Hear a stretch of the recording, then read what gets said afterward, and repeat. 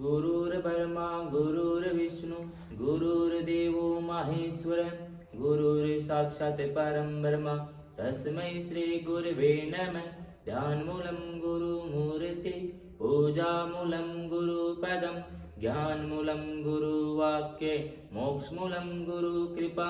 ओम नमो भगवते वासुदेवाय।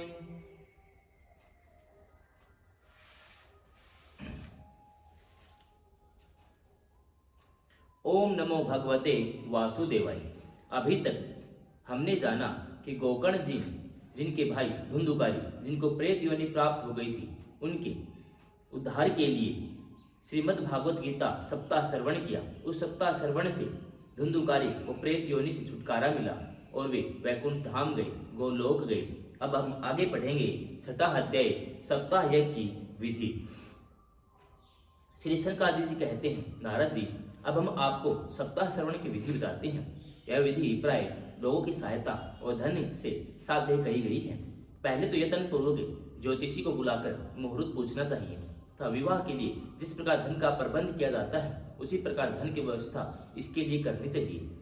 कथा आरंभ करने भाद्रपद, आश्विन, कार्तिक, मार्गशीर्ष, आषाढ़, श्रावण ये 6 महीने श्रोताओं के लिए मोक्ष की प्राप्ति के कारण है। देवर्षि इन महीनों में भी भद्रा, वैतिपात आदि कुयोतों को सर्वथा त्याग देना चाहिए। दूसरे लोग जो उत्साही हों उन्हें अपना सहायक बना लेना चाहिए। फिर प्रयत्न करके देश देशांतरों में यह संवाद भेजना चाहिए कि यही कथा होगी। सब लोगों को सपरिवार पधारना चाहिए। स्त्री और शूद्र आदि भगवत कथा एवं संकीर्तन से दूर पड़ गए हैं उनको भी सूचना हो जाए, ऐसा प्रबंध करना चाहिए। देश देश में जो विरक्त वैष्णव और हरि कीर्तन के प्रेमी हों उनके पास निमंत्रण पत्र अवश्य भेजे। उसे लिखने की विधि इस प्रकार बताई गई है। महानुभाव, यहाँ 7 दिन तक सत्पुरुषों का बड़ा दुर्लभ समागम रहेगा और अपूर्व रसमय श्रीमद् भागवत की कथा होगी। आप लोग भगवत रस के रसिक हैं, अतः श्रीमद् भागवत गीता अमृत का पान करने के लिए प्रेम पूर्वक शीघ्र ही पधारने की कृपा करें। यदि आपको विशेष अवकाश न हो तो भी एक दिन के लिए तो अवश्य ही कृपा करने चाहिए, क्योंकि यहाँ का तो एक क्षण भी अत्यंत दुर्लभ है। इस प्रकार विनय पूर्वक उन्हें निमंत्रित करें और जो लोग आए उनके लिए यथोचित निवास स्थान का प्रबंध करें। कथा का श्रवण किसी तीर्थ में, वन में अथवा अपने घर में भी अच्छा माना गया है। जहाँ लंबा चौड़ा मैदान हो वहीं कथा स्थल रखना चाहिए। भूमि का शोधन, मार्जन, लेपन करके रंग बिरंगे धातु से चौक पूरे। घर की सारी सामग्री उठाकर एक कोने में रख दें। 5 दिन पहले से ही यत्न पूर्वक बहुत से बिछोने के वस्त्र एकत्रित कर लें। केले के खंभों से शोभित एक ऊंचा मंडप तैयार कराएं। उसे सब ओर से फल, पुष्प, पत्थर, चंदेवों से अलंकृत करें और चारों ओर झंडियां लगाकर तरह तरह के सामानों से सजा दें। उस मंडप में उच्च ऊंचाई पर 7 विशाल लोगों की कल्पना करें। उनमें विरक्त ब्राह्मणों को बुलाकर बैठाएं। आगे की ओर उनके लिए वहाँ यथोचित आसन तैयार रखें। इनके लिए वक्ता के लिए भी एक दिव्य सिंहासन का प्रबंध करें। यदि वक्ता का मुख उत्तर की ओर रहे तो श्रोता पूर्वाभिमुख होकर बैठें। यदि वक्ता पूर्वाभिमुख रहे तो श्रोता को उत्तर की ओर मुख करके बैठना चाहिए अथवा वक्ता और श्रोता को पूर्वमुख होकर बैठना चाहिए। देश काल आदि को जानने वाले महानुभावों ने श्रोताओं के लिए ऐसा ही नियम बताया है जो वेद शास्त्र की स्पष्ट व्याख्या करने में समर्थ हो, तरह तरह के दृष्टांत दे सकता हो, विवेकी, अत्यंत निष्प्रय हो, ऐसे विरक्त और विष्णु भक्त ब्राह्मण को वक्ता बनाना चाहिए।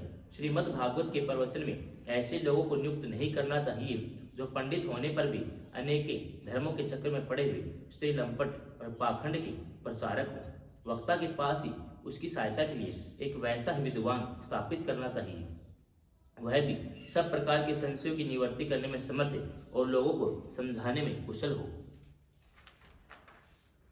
कथा प्रारंभ के दिन में एक दिन पूर्व व्रत ग्रहण करने के लिए वक्ता को क्षौर करा देना चाहिए।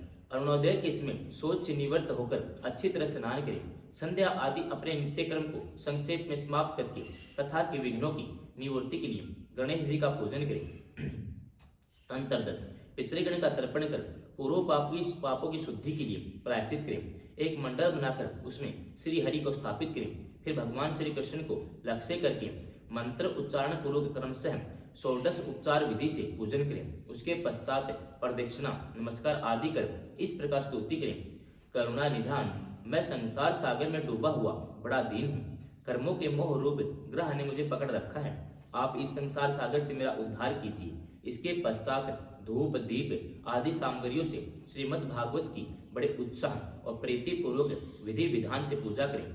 फिर पुस्तक के आगे नारियल रखकर नमस्कार करें। प्रसन्नचित्त से इस प्रकार स्तुति करें। श्रीमद् भागवत के रूप में आप साक्षात श्री कृष्णचंद्र ही विराजमान हैं। नाथ, मैंने भव सागर से छुटकारा पाने के लिए आपकी शरण दी है। मेरा यह मनोरथ आप बिना किसी विघ्न बाधा के सांगोपांग पूरा करें। केशव, मैं आपका दास हूँ। इस प्रकार दीन वचन सुनकर फिर वक्ता का पूजन करें। उसे सुंदर वस्त्र आभूषण से विभूषित करें। फिर पूजा के पश्चात उसकी इस प्रकार स्तुति करें। सुख स्वरूप भगवान, आप समझाने की कला में कुशल, सब शास्त्रों में पारंगत हैं। कृपया इस कथा को प्रकाशित करके मेरा अज्ञान दूर करें। फिर अपने कल्याण के लिए प्रसन्नता पूर्वक उनके सामने नियम ग्रहण करें। 7 दिनों तक यथाशक्ति उनका पालन करें। कथा में विघ्न न हो इसके लिए 5 ब्राह्मणों को और वर्ण करें। वे 12 अक्षर मंत्र द्वारा भगवान के नामों का जप करें। फिर ब्राह्मण अन्य विष्णु भक्त कीर्तन करने वालों को नमस्कार करके उनकी पूजा करें। उनकी आज्ञा पाकर स्वयं भी आसन पर बैठ जाएं। जो पुरुष लोग संपत्ति, धन, घर, पुत्र आदि की चिंता छोड़कर शुद्ध चित्त से केवल कथा में ही ध्यान रखता है, उसे इसके श्रवण का उत्तम फल मिलता है। बुद्धिमान वक्ता को चाहिए कि सूर्योदय से कथा आरंभ करके 3:30 पहर तक मध्यम स्वर से अच्छी तरह कथा बाचे। दोपहर के समय 2 घड़ी तक कथा बंद रखें। उसमें कथा के प्रसंग के अनुसार वैष्णवों को भगवान के गुणों का कीर्तन करना चाहिए। व्यर्थ बातें नहीं करनी चाहिए। कथा के समय मल मूत्र के वेग को काबू में रखने के लिए अल्प आहार सुखकारी होता है। इसलिए श्रोता केवल एक ही समय हविष्य अन्न का भोजन करें। यदि शक्ति हो तो 7 दिन निराहार रहकर कथा सुने। केवल घी या दूध पीकर सुखपूर्वक श्रवण करें। फलाहार या एक ही समय भोजन करें। जिससे जैसा नियम सुविधे से सद सके उसी को कथा श्रवण के लिए ग्रहण करें। मैं तो उपवास की अपेक्षा भोजन करना अच्छा समझता हूँ, यदि वह कथा श्रवण में सहायक हो। यदि उपवास से श्रवण में बाधा पहुँचती हो तो वह किसी काम का नहीं। नारद जी, नियम से सप्ताह श्रवण सुनने वाले पुरुष के नियम सुनिए। विष्णु भक्त की दीक्षा से रहित पुरुष कथा श्रवण का अधिकारी नहीं है। जो पुरुष नियम से कथा सुने उसे ब्रह्मचर्य रहना, भूमि पर सोना, नित्य प्रति कथा समाप्त होने पर पत्तल में भोजन करना चाहिए। दाल, मधु, तेल, गरिष्ठ भोजन, भाव दूषित पदार्थ, बासी अन्न, इनका उसे सर्वदा ही त्याग करना चाहिए। काम, क्रोध, मद, मान, मत्सर, लोभ, दंभ, मोह, द्वेष को अपने पास भी नहीं फटकने देना चाहिए। यह वह वेद, वैष्णव, ब्राह्मण, गुरु, गौ सेवक, स्त्री, राजा और महापुरुषों की निंदा से बचे। नियम से कथा सुनने वाले पुरुष को रजसवला स्त्री, अत्यंत मल्लेच्छ, पतित, गायत्री, हिंदवीज, ब्राह्मणों से द्वेष करने वाले, वेद को न्याय मानने वाले पुरुष से बात नहीं करनी चाहिए। सर्वदा सत्य, सोच, दया, मौन, सरलता, विनय, उदारता का बर्ताव करना चाहिए। धनहीन, क्षय रोगी, किसी अन्य रोग से पीड़ित, भाग्यहीन, पापी, पुत्रहीन और मुमुक्षु भी यह कथा श्रवण करे। अन्य किसी रोग से पीड़ित, धनहीन, क्षय रोगी, अन्य किसी रोग से पीड़ित, भाग्यहीन, पापी, पुत्रहीन और मुमुक्षु भी यह कथा श्रवण करे। जिस स्त्री का रजोदर्शन रुक गया हो, जिसके एक ही संतान होकर रह गई हो, जो बांझ हो, जिसकी संतान होकर मर जाती हो अथवा जिसका गर्भ गिर जाता हो, वह यत्न पूर्वक इस कथा को सुनो। ये सभी यदि विधि पूर्वक कथा सुने तो उन्हें अक्षय फल की प्राप्ति हो सकती है। यह अत्युत्तम दिव्य कथा करोड़ों योगों का फल देने वाली है। इस प्रकार इस व्रत की विधियों का पालन करके फिर उद्यापन करें। जिन्हें इसके विशेष फल की इच्छा हो वे जन्म अष्टमी व्रत के समान ही इस कथा व्रत का उद्यापन करें। किंतु जो भगवान के अकिंचन भगत हैं उनके लिए उद्यापन का कोई आग्रह नहीं है। वे श्रवण से ही पवित्र हैं, क्योंकि वे तो निष्काम भगवत भगत हैं। इस प्रकार जब सप्ताह यज्ञ समाप्त हो जाए तब श्रोताओं को अत्यंत भक्ति पूर्वक पुस्तक और वक्ता की पूजा करनी चाहिए। फिर वक्ता श्रोताओं को प्रसाद, तुलसी, प्रसादी मालाएं दे। सब लोग मृदंग, झांझ की मनोहर ध्वनि से सुंदर कीर्तन करें। जय जयकार, नमस्कार, संग ध्वनि का घोष कराएं। ब्राह्मण और याचकों को धन और अन्न दे। श्रोता विरक्त हो तो क्रम की शांति के लिए दूसरे दिन गीता पाठ करें। गृहस्थ हो तो हवन करें। उस हवन में दशम स्कंद का एक एक श्लोक पढ़कर विधि पूर्वक खीर, मधु, घृत, तिल, अन्न आदि सामग्रियों से आहुति दे अथवा एकाग्रचित्त से गायत्री मंत्र द्वारा हवन करे, क्योंकि तत्वतः यह महापुराण गायत्री स्वरूप ही है। होम करने की शक्ति न हो तो उसका फल प्राप्त करने के लिए ब्राह्मणों को हवन सामग्री दान करें। नाना प्रकार की त्रुटियों को दूर करने के लिए विधि में फिर जो भी न्यून अधिकता रह गई हो उसके दोषों की शांति के लिए विष्णु सहस्र नाम का पाठ करें। उससे सभी कर्म सफल हो जाते हैं, क्योंकि कोई भी कर्म इससे बढ़कर नहीं है। फिर 12 ब्राह्मणों को खीर और मधु आदि उत्तम उत्तम पदार्थ खिलाएं। व्रत की पूर्ति के लिए गौ और सुवर्ण का दान करें। सामर्थ्य हो तो 3 तोले सोने का एक सिंहासन बनवाएं। उपचारों से उस पर सुंदर अक्षर में लिखी हुई श्रीमद् भागवत की पोथी रखकर उसकी आह्वान विधि से उपचारों से पूजा करें। जितेंद्रीय आचार्य को उसका वस्त्र, आभूषण, गंध आदि से पूजन कर दक्षिणा के इसमें समर्पण कर दे। यो कहें तो वह बुद्धिमान दाता जन्म मरण के बंधनों से मुक्त हो जाता है। यह सप्ताह प्रायण की विधि सब पापों की निवृत्ति करने वाली है। इसका इस प्रकार ठीक ठीक पालन करने से यह मंगलमय भागवत पुराण अभीष्ट फल प्रदान करता है। अर्थ, धर्म, काम, मोक्ष चारों की प्राप्ति का साधन हो जाता है, इसमें संदेह नहीं।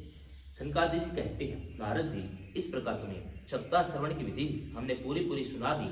अब और क्या सुनना चाहते हो? इस मत भागवत से भोग और मोक्ष दोनों ही हाथ लग जाते हैं।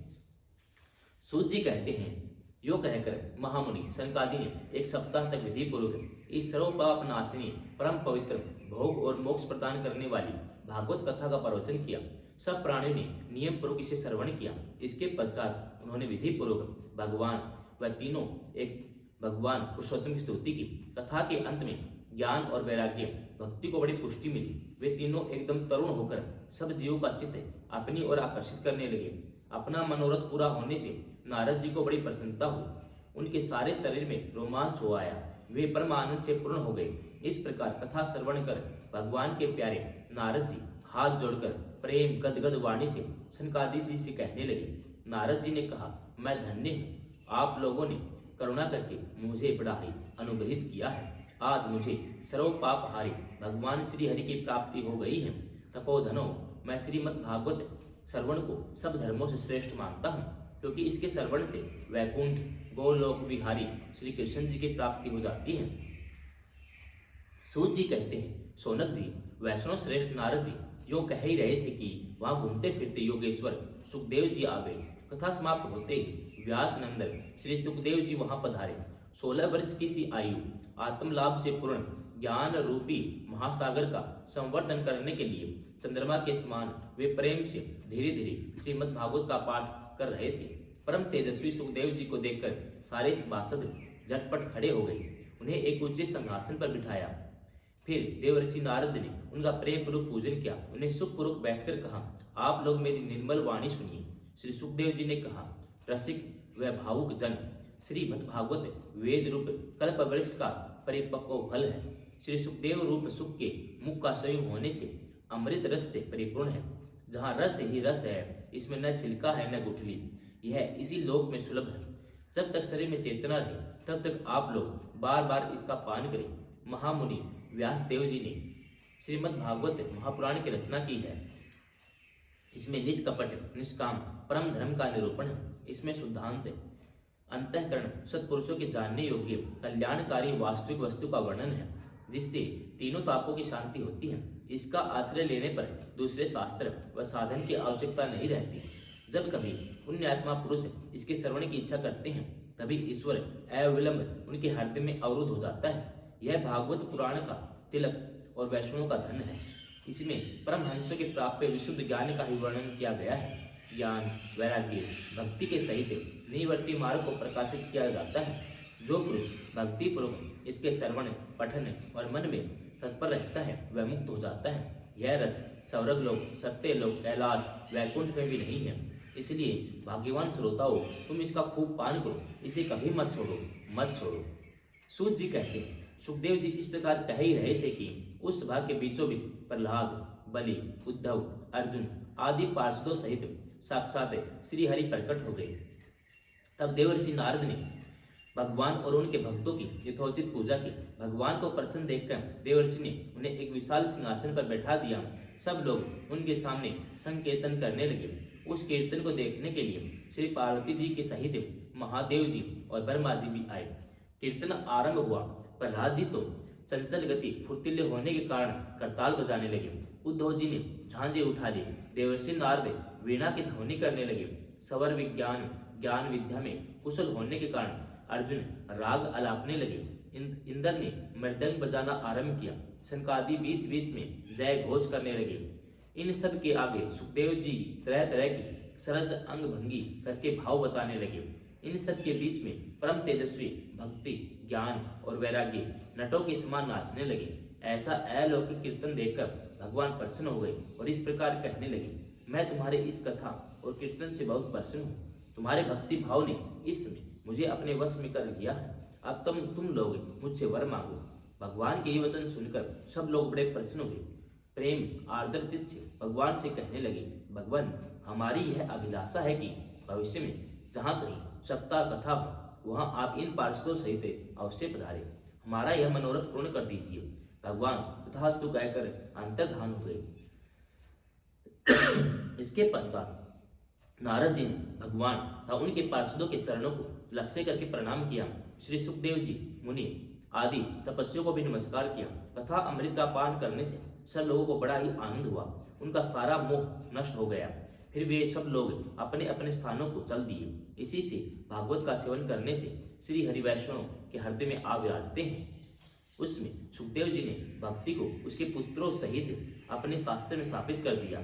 जो लोग दरिद्रता के दुख सौर की ज्वाला में दग्ध हो रहे हैं, जिन्हें माया पिशाच ने रौंद डाला है तथा जो संसार समुद्र में डूब रहे हैं, उनका कल्याण करने के लिए श्रीमद् भागवत सिंहनाद कर रहा है। सौनक जी ने पूछा, सूत जी, सुखदेव जी ने राजा परीक्षित को, गोकर्ण ने धुंधुकारी को और सनकादि ने नारद जी को किस किस प्रकार यह ग्रंथ सुनाया था, मेरा यह संशय दूर कीजिए। सूत जी ने कहा, भगवान श्री कृष्ण के स्वधाम गमन के बाद कलयुग के 30 वर्ष से कुछ अधिक बीत जाने पर भाद्रपद मास की शुक्ल नवमी को सुखदेव जी ने कथा आरंभ की थी। राजा परीक्षित की कथा सुनने के लिए कलयुग के 200 वर्ष बीत जाने पर आषाढ़ मास की शुक्ल नवमी को गोकर्ण ने यह कथा सुनाई थी। इसके पीछे कलयुग के 30 वर्ष निकल जाने पर कार्तिक शुक्ल नवमी से सनकादि जी ने कथा आरंभ की थी। निष्पाप सौनक जी, आपने जो कुछ पूछा था उसका उत्तर मैंने आपको दे दिया। इस कलयुग में भागवत की कथा भव रोग की राम बाण औषध है। संत जन, आप लोग आदर पूर्वक इस कथा अमृत का पान कीजिए। यह श्री कृष्ण को अत्यंत प्रिय, संपूर्ण पापों का नाश करने वाला, मुक्ति का एकमात्र कारण है, भक्ति को बढ़ाने वाला है। लोक में अन्य कल्याणकारी साधनों का विचार करने और तीर्थों का सेवन करने से क्या होगा। अपने दूध को हाथ में पास लिए देखकर यमराज जी उनके कानों में कहते हैं, देखो, जो भगवान की कथा वार्ता में मत हो रहे हैं उनसे दूर रहना।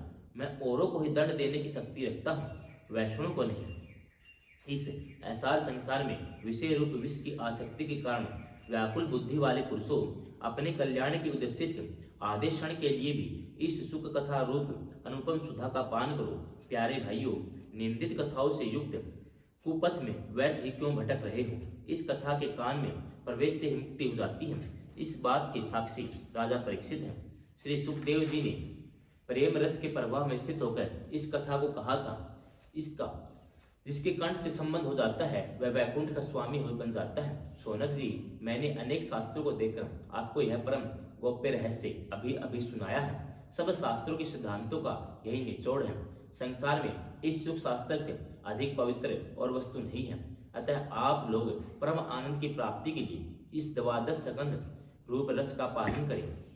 जो पुरुष नियम पूर्वक इस कथा का भक्ति भाव से श्रवण करता है, जो शुद्धांतकरण अंतःकरण भगवत भक्तों के सामने इसे सुनाता है, दोनों ही विधि का पूरा पूरा पालन करने के कारण इसका यथार्थ फल पाते हैं। उनके लिए त्रिलोकी में कुछ भी ऐसा नहीं रह जाता। श्रीमद् भागवत महात्म्य में समाप्तम। हरिओम तत्सत।